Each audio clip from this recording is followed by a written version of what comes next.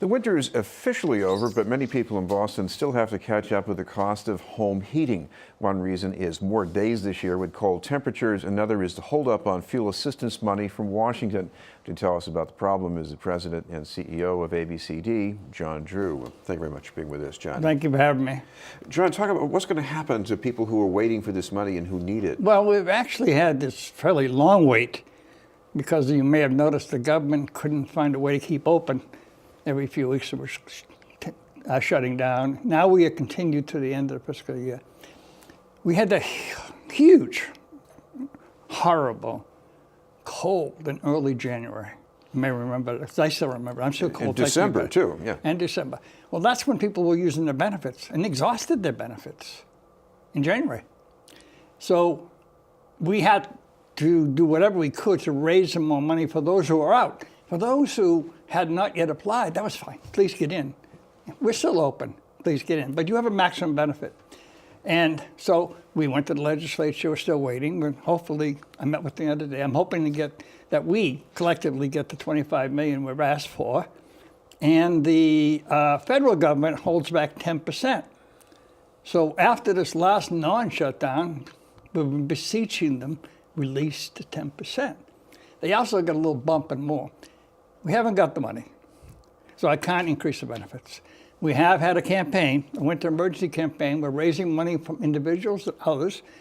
We've got a few $100,000, and we've been managing that during this spell of 2 months since the cold and 3 storms and the cold. And I think winter's still on. It's supposed to be springtime, but it's still on. And we've been helping in order elderly who run out, infants, babies and infants and others. And as best I can, we can, for additional help. Not enough. Not enough when you have a winter like this. And this is the first winter in a few that we've had more new recipients than ever. How big is the backlog right now? Right now we've got 28,000 applicants pool in Boston, Medford, Malden, Delta. Across the state, it's about 30 to 40,000 and growing.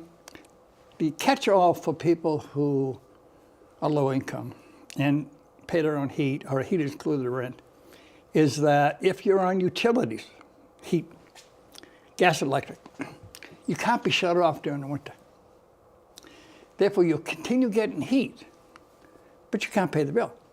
My electric bill doubled. I'm paying it. But a lot of the folks who got our benefits, their benefit was exhausted. Now they've been kept warm, but they're coming out of the winter. On April 1st, which is yesterday, or the day before, utilities have no choice. They send out notices of shut-off. And we'll see thousands of those, and people will be shut off for non-payment of the winter bills. I know we're not in the real cold like we were in late December and early January, but we're past April 1st, and so when that electricity or gas is shut off, what's it like for people? Well, the shut-off will take place a little later than that. What it will do is notify people that they have to shut off. So, first of all, if you have not applied to ABCD, do it now, because we can keep you on with a benefit.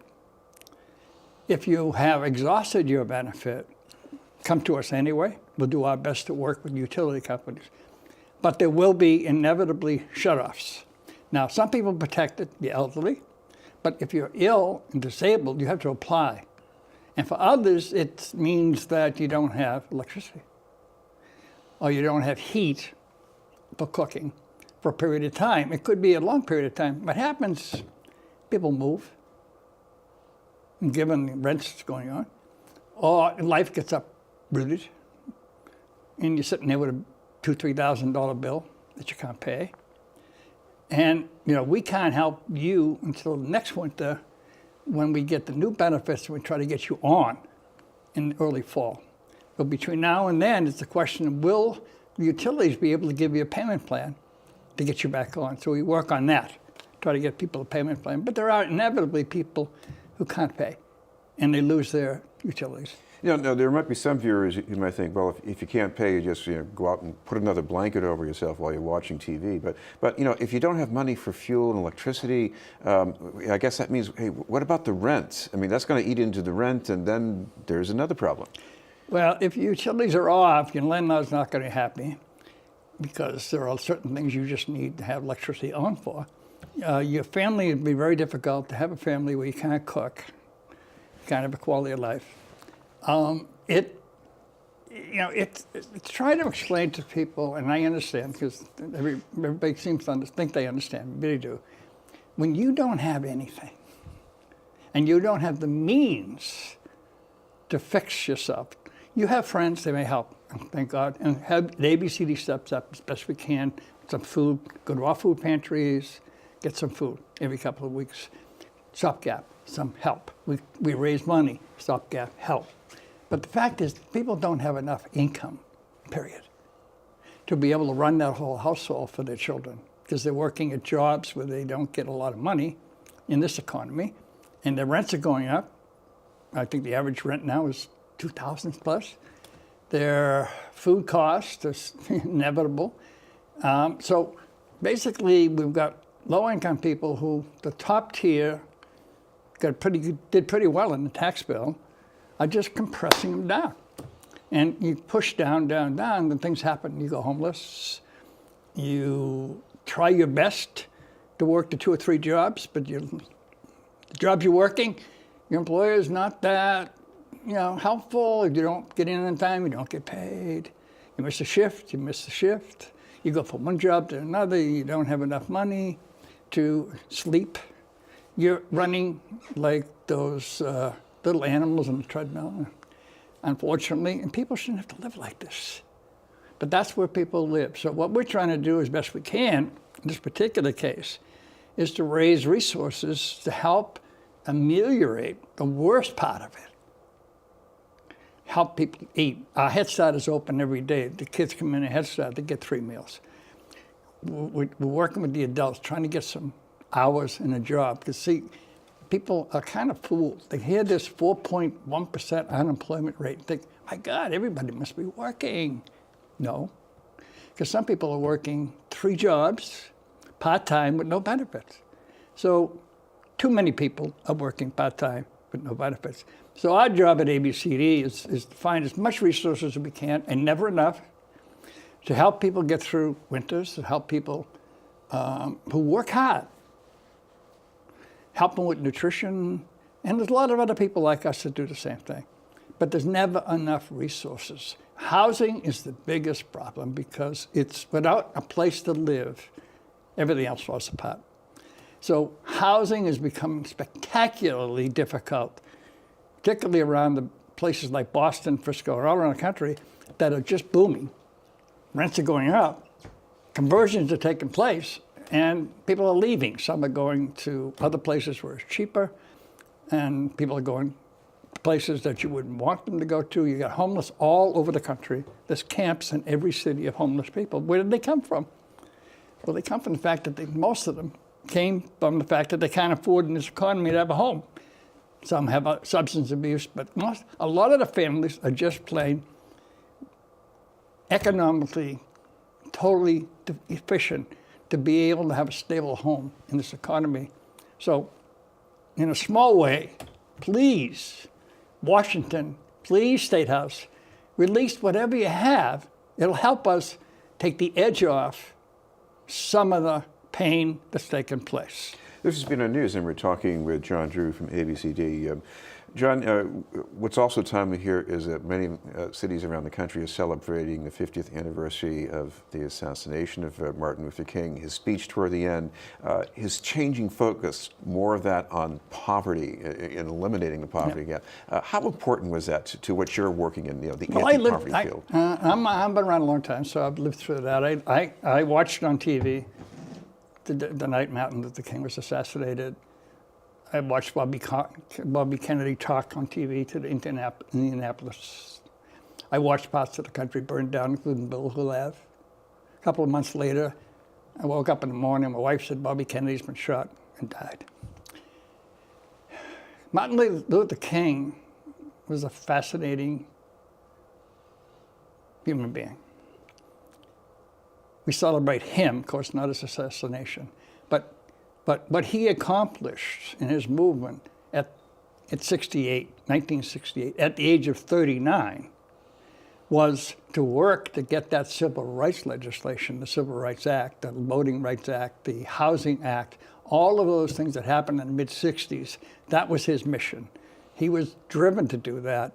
At the time, because I listened again to his speech the night before he was killed.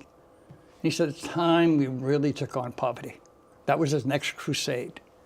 And if he had lived, I'm sure he would have done as much as he could. At the same time, for those who weren't around then, the President of the United States was fighting his own war called Vietnam and got distracted.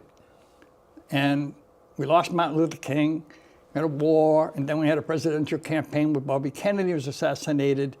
We had a convention of Democrats in Chicago, which was unbelievably bad. It was a bad, bad time for the country. But one thing did happen.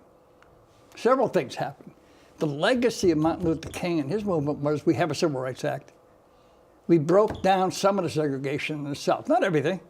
We did have Medicare in the books, Medicaid in the books, and food stamps in the books. So for 3 generations now, I've been working at it, we've at least had some ammunition to keep people together, that help them. We didn't solve poverty. We didn't have the ammunition. That was taken away. But we're ready any time to do that if people will step up to the plate.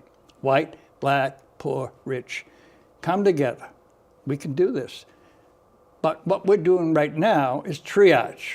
Every day, we're trying to help people stay alive, stay in place, keep their families intact, and where we can, move people up. We got 2 high schools and a college, and we've got a Head Start program with 2,500 beautiful young children. All of those we want to become the future. I am so, I don't know, I looked around as depressed for a while. I'm doing this almost 50 years, and such great people, black, brown.